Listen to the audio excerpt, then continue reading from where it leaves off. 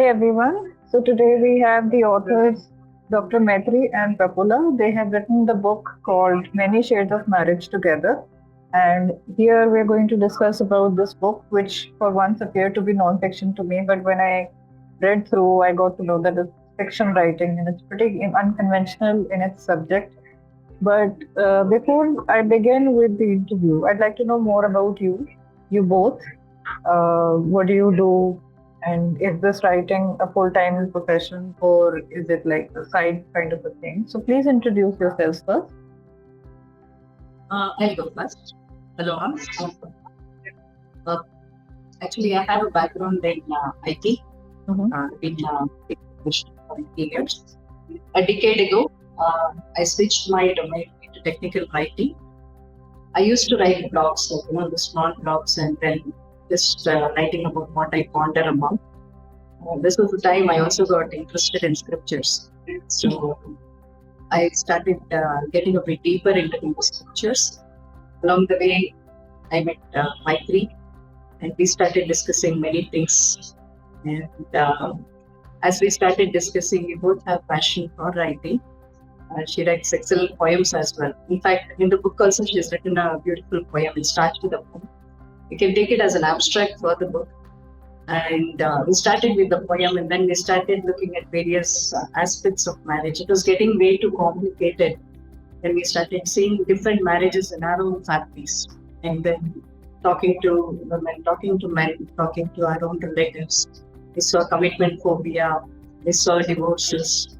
And through it all, there was personal ambition. It was playing a role. Through it all, we saw that marriage itself had become way too complicated. So when something gets complicated, it's time to go back to its source. So that's exactly what we did. And as we started discussing what we should be writing about, we are both not professional writers. It's like a hobby, and we just started. Thank you very much for giving us this platform. So as we started writing, we thought stories appeal to most of us, like we can identify with the character. So we wanted to restrict to 12 short stories. So that's exactly what we did. And then we have tried to cover as much as possible and shared our opinion.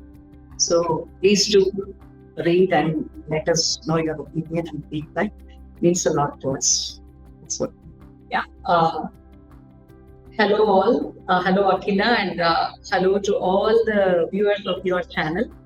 And it's nice to be here today discussing about the book. I am Dr. Mythri. I am from a science background. I have done my PhD in environmental biotechnology. But always literature has been my passion.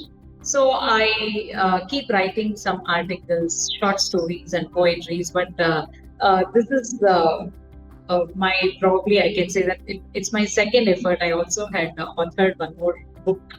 And this is my second book, but this is my first effort with Prapulla. It was a wonderful experience to write with her. I like both art and science of writing. So this is how I landed up in both scientific writing as well as the literature writing. So it was like Prapulla is more experienced and she gave me the frame ready. And she wanted me to fill in a bit of flesh and blood. So it is like, we both strive to it, and we try to make this effort to bring out this book. And this is about me, and we both reside in Bangalore.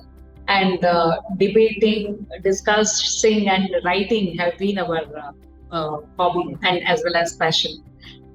So this is about us. So this is like, even in the book, it's, even though it is written in fiction, but there is this, how can you say? I mean, there is a statement of facts also, how things are to be managed. And even though you're not saying it directly, but inherently the message is there. And a reader who can, who reads the book very carefully, they'll understand what you're trying to say. So as you mentioned, the book is inspired from your observation of the people around you. So, what method did you take to understand people and their marriage? Was it like a survey, or did you have discussions with them, or did you talk to random people, or what was the course of action that you followed to understand different marriages? Okay. This started more informally, Akila. Okay. Like, because typically in Indian families, you get to hear many things. You start talking to people. Because if you're a caring, sharing kind of a person, many people come and confide in you as well. So that was the case with both Mythri and you, and then your friend circle. And then I started talking to youngsters in the office. My colleagues were much younger than me, maybe in their late 20s and 30s. So as we started talking, we started seeing that through the generations, the notions have shifted so much. And the confusion was growing. So yes, it was survey. We didn't do it formally as such. But then, as we started speaking, we also, I think you must have read the foreword. It's from a psychiatrist. And we just wanted to ensure that the whole framework, whatever we have written, is not way off from the scientific perspective as well, like Mythri was mentioning.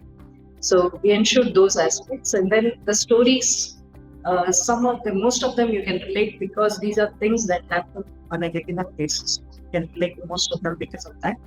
And most of them are stories that we have seen around us. And then based on our mentoring, she's also a good mentor. So based on whom we have mentored, whom we have spoken to, then within our families, that basic, like the genuine intent, to have warm families. We were seeing too much of dysfunction get in. So we are trying to understand, how do we change that? How do we, the whole purpose of marriage seems to be a warm and secure home for the next generation, and for two people to actually be together, to trust, to develop friendship, and develop compassion over time. And that seems to be missing. So that's what we are trying to address. And this is totally based on personal experience, talking to actually people that we actually know. And there are many instances where people can't relate. It's universal. It's not just for one area, one community, something. So, as you mentioned that now there are a lot of differences in the way people are, managing their marriages. What difference do you see in the earlier generation and the generation now? How is it different according to you? Yeah, because I feel in earlier generation, it is conviction based. Of late, it is convenience based. They think that the current marriage scenario, is that okay with me? I don't want to fit in anything, but does it come along like a feather? That is not marriage is for. Marriage is a platform for your self-evolution, so that you get along with the team and you evolve. That is the reason our scriptures clearly mention that it's a platform for your evolution. Our earlier days, they did not have this Bollywood kind of a scenario, or a Valentine's Day celebration, or partying out, or openly expressing the affection or whatever. They never had those things, but they were extremely righteous to each other in the commitment. And as a result, I strongly feel that trust is the proof of love, and that trust was existing there. But of late, it was a very strong conviction. Of course, fights are there, difference of opinions are there. When people are different, definitely it is multiple views. Clashes will be there. But it will not, that is separate, and the trust and being righteous is separate. They could really clearly draw the lines. That is missing. So the ego and the convenience are taking over in the current generation with respect to the previous generation. That is what I personally feel when I do so much of reading and talk to people of this generation as well as the previous generation. I think with more of Connect, with more of FB, with more of Insta, we have more of divorces and breakups. Whereas when people hardly even could write letters, their relationship was very strong. I think patience was one of the crucial things as acceptance, that already acceptance and the complete acceptance and trust. I think that younger generation really we need to pick it up from the older generation. I personally think that. Nowadays, there is also a saying among the younger generation. I mean, even people around me have been saying that no one is happy after marriage. Would you agree to that, or this is just something that they've just spread it for their convenience again? Okay. No, the thing is, it's like hanging all my problems on a hanger kind of a thing. Like, okay, I get married, I don't have to take accountability for anything. Now that I'm married, whatever happens in my life, of course, I have marriage to blame. That's where it is going. That's another thing that we have tried to bring it up in the book about personal accountability. So each one of us is an adult, and we are responsible for our physical, mental, emotional, and spiritual well-being. So just because I am married, it's actually unfair to hold my spouse accountable for all my flaws, all my character issues, and the values. Like if I have bad values, I cannot say my marriage brought this out. No, I already had them. I had not worked with it. So the issue is about personal accountability, and they cannot blame marriage for that.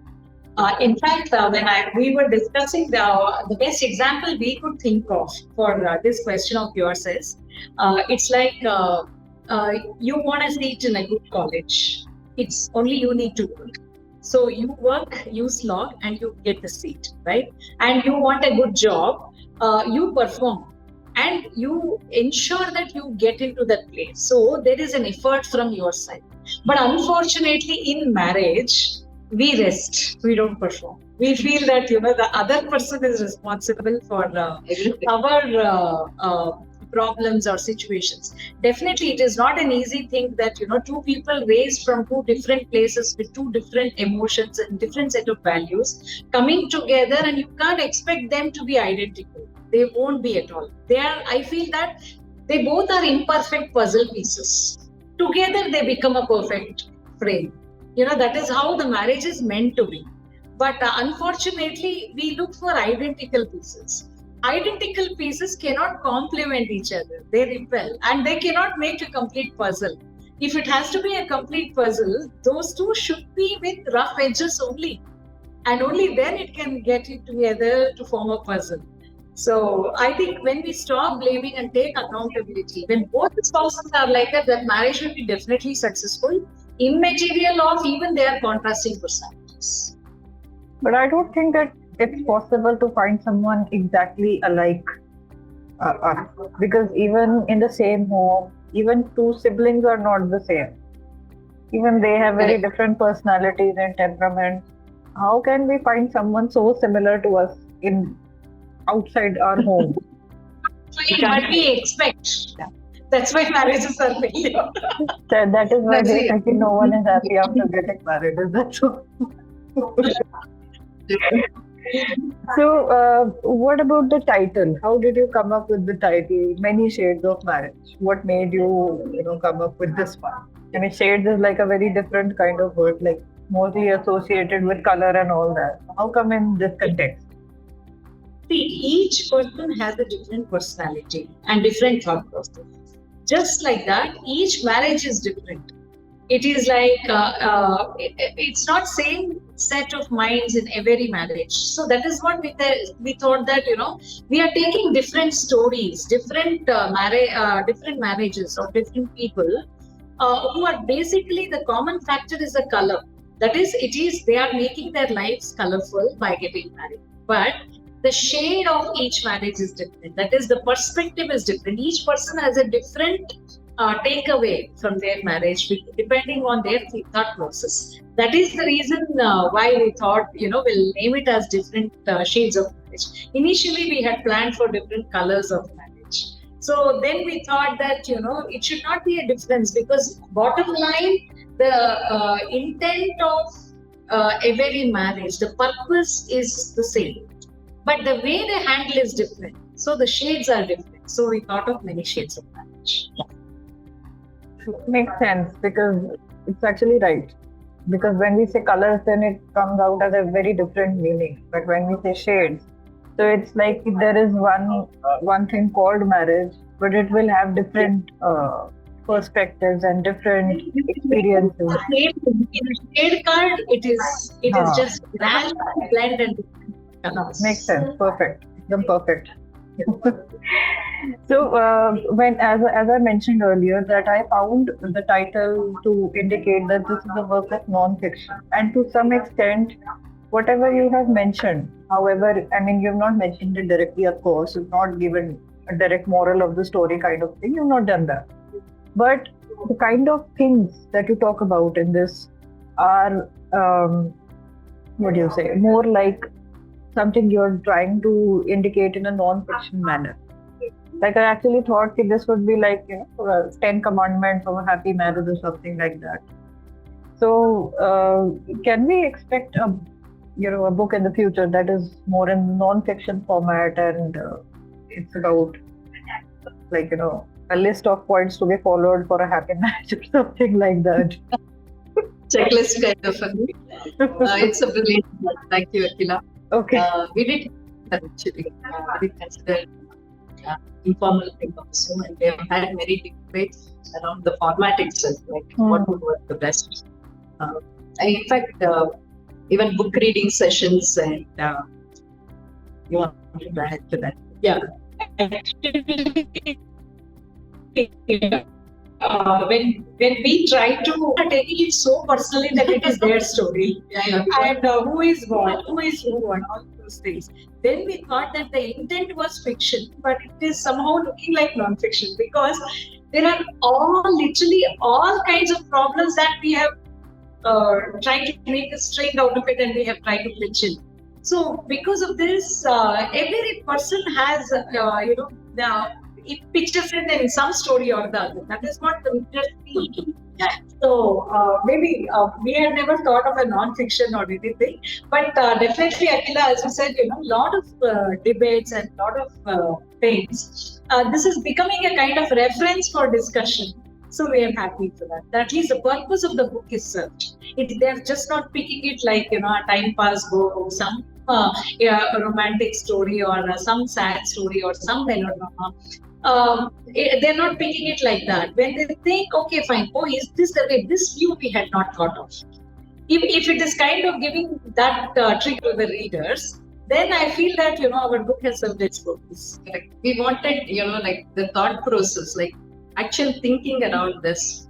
And when people take up roles, right, and actually thinking of responsibilities associated with it. Makes sense. And even since it is written in fiction, I guess more number of people will be able to read, because I think people don't really prefer non-fiction as much as they prefer fiction. It's easier to read something that was created in imagination than draw it out from reality. So, and I guess like with an advice. So definitely they like it. We all like stories. We keep making stories in our heads, so why not in a book? And then we have the characters of Shreyas and Pranati. So they, even though there is one Shreyas and one Pranati, and there are a lot of couples that you have shown in the book, what would you say are the ideal ingredients of happy marriage? Again, the question comes to that. If you have to just, give a list of those 1, 2, 3, 4, these are the things that you have to do. So actually, we have said reflecting respect, friendship, and compassion, and like Mythri said, trust. So if you look at Shreyas and Pranati's story, right, they're a young couple. They just fall in love and they think they have a great marriage going as soon as they get married, and then challenges start popping up for them. But the good thing is, like, Pranati is somebody who learns. She's not so reflective. So from each one of the situation, each one of the marriages and challenges she sees around, she's learning. So if you look at it from that perspective, there is nothing like these are the rules or anything. Over time, if the compassion grows in a couple, and if they can sustain the respect they have for each other, and then the trust gets deeper. And if these things happen, we can call it a successful marriage. And for that to happen, the foundation is certainly friendship. You cannot have a warm home with, parents hating each other. A child cannot grow safe and secure in such a home. So if you start out with friendship, Mythri, incidentally, Mythri happens to be my friend also, and the Mythri is friendship. So any relationship built on Mythri, that friendship, right? And naturally, you'll trust your friend. Over time, like each other's, okay, this is the line I cannot cross. This is important for this person. This is sensitive. So there is a lot of give and take that happens. And like any other relationship, it gets deeper. And there is a huge chance here to actually grow as an individual also, because as you become more and more compassionate, right? You won't restrict yourself to your home. You start, giving to the community, contributing in a much bigger way. So that way, marriage can help individuals grow into, stalwarts of strength and courage, and then they can be a beacon of guidance for the next generation. So that's probably very idealistic, but something we can certainly aspire for. Why not? So that's something we do. So when we talk about Shreyas and Pranati, how strongly are Shreyas and Pranati based on the people that you know around you, or are they completely a fragment of your imagination? Or would you say, okay, Shreyas is inspired from this person, Pranati is inspired from that person? How would you describe their characterization? Yeah, see, what we felt was when we started, in fact, Shreyas and Pranati are the first initial brainchild of Prapulla, actually. she came up with those characters, right? So, initially, what I personally feel is when nobody is put to test, everything is cool and they are heroes. It is like, yes, we know it all, we have studied everything. But only when the examination comes, that is the true litmus test. But when Shreyas and Pranati fell in love, they were on their own, like students, and they were abroad, and their world involved all the fluffy stuff. It's only their liking towards each other. There was no families, two families with people with different mindsets that were involved. So it sounded like a cakewalk because they have still not undergone that testing. So initially, it sounds as if, they are perfectly made for each other, and they are kind of a typical, Bollywood couple and all those things. But once they get married, in the marriage itself, the striking contrast begins of the two families. It is, you can make out that they are chalk and cheese. How people think differently, how their priorities are different, how people's thinking is different. But only thing that catches the reader's view is the balance that Shreyas' parents strike, that maturity, that acceptance that people are different, but it is okay. That being inclusive, especially when we wanted to bring in a very strong point here, Akila, that when aged people are just not aged and they're really elders. It will really help younger generation to establish themselves better, and that will give the younger generation the role models, and that will give them the confidence. Instead, if the elder people become egoistic, younger people will lose their belief or trust in marriage. So this one thing we wanted to bring in. So we wanted one ideal elder couple.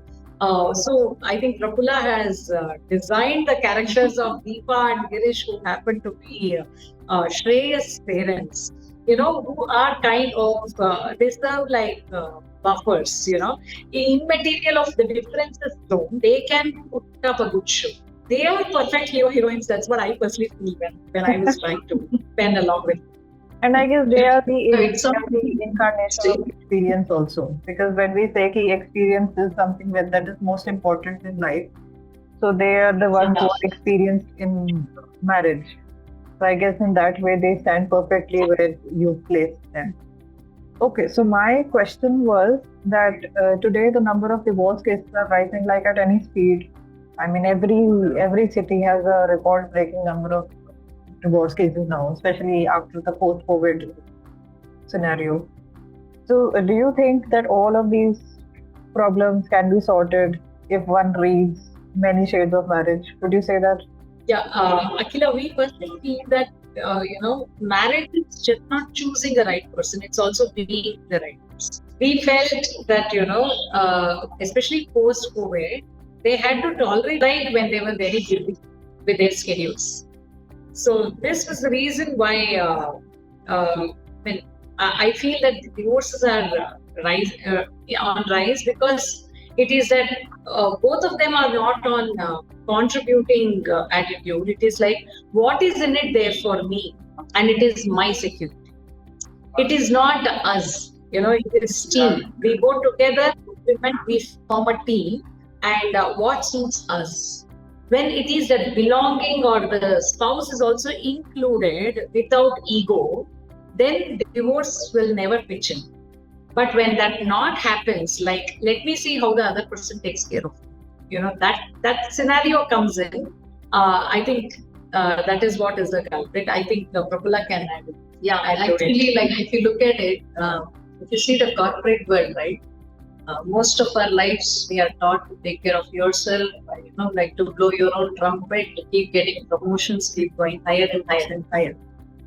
And then as soon as you come home, you are in a role where, like, you are in a very different role. Like, you're supposed to give, you're supposed to, develop qualities that are like, that will contribute in the long run.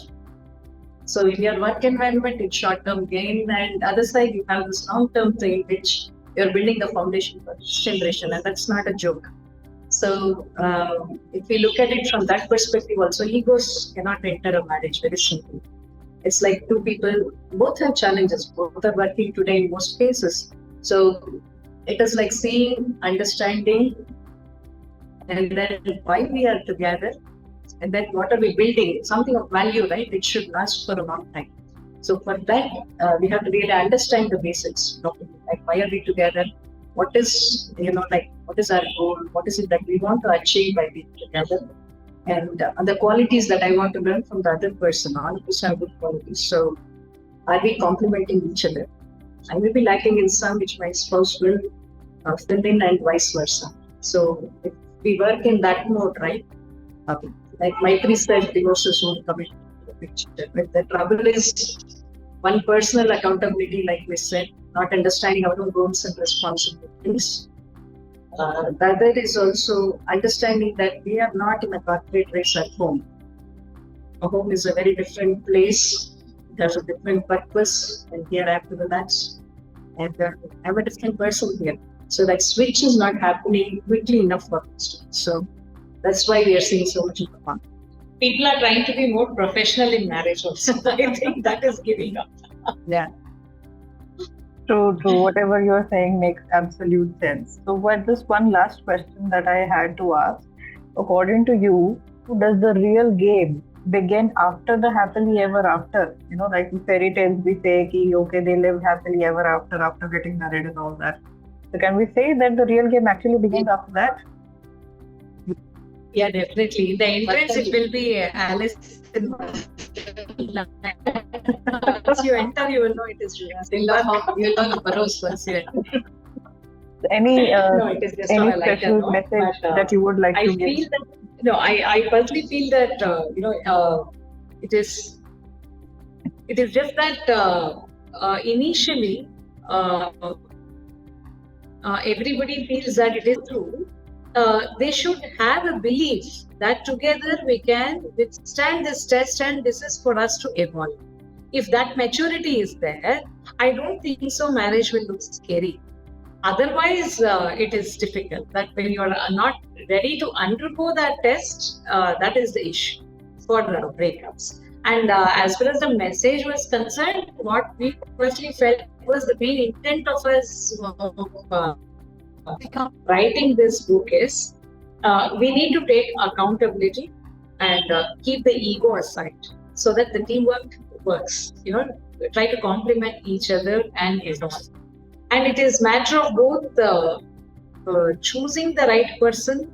The same intensity should be there for being the right person. So, I feel from my side that was the intent. If you need to add anything else, sure. Like when we were talking about that, one of the things I felt is nobody grows without challenges. We all know that. Even as a toddler, he needs some challenge, some hurdle to grow at. So marriage is no different. So if we want to grow as a couple and finally become that strong individual who is inclusive and expansive enough to contribute to the community. And it's very important that we are okay with that challenge. Can we handle that? This is an individual thing. If you look at it, marriage is in that context. It's no different than life itself, because whether you get married or no, there are bound to be challenges. So the only thing is like never wrong notion. Once I get married, I get to blame everything on marriage. So if we change that notion, I think we're pretty okay. The same, that's what even in our story we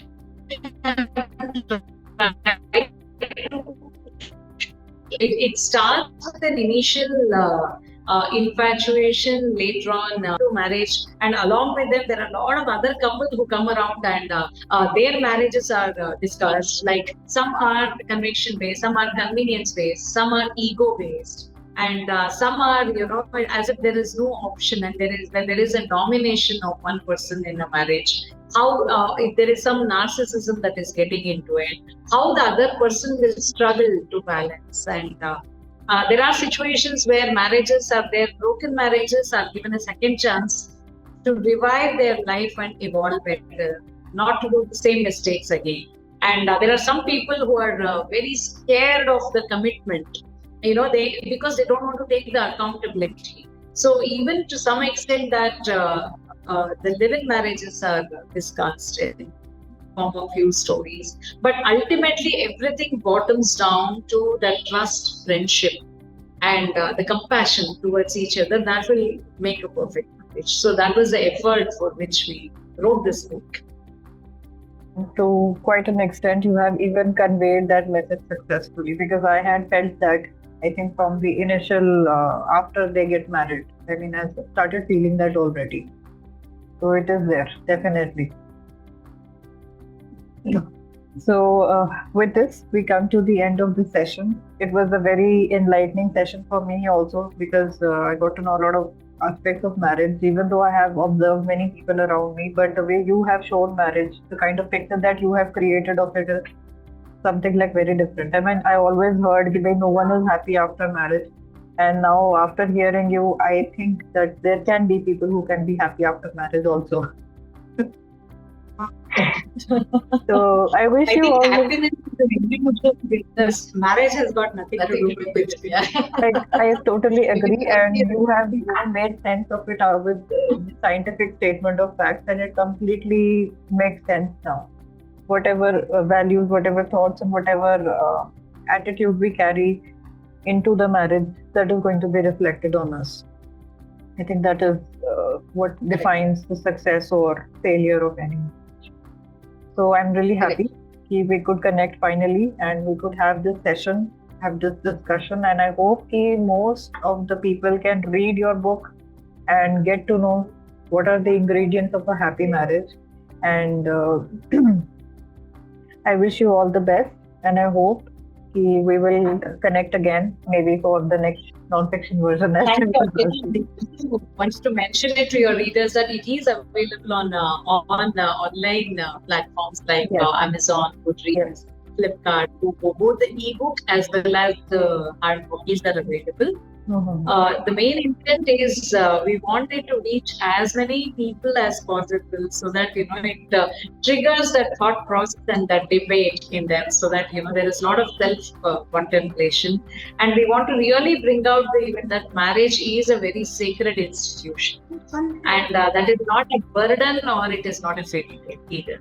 It is a sacred institution, and it's an amazing platform for a person to evolve in his lifestyle. It is like, for a pupa to become a butterfly, it has to undergo the complete cycle.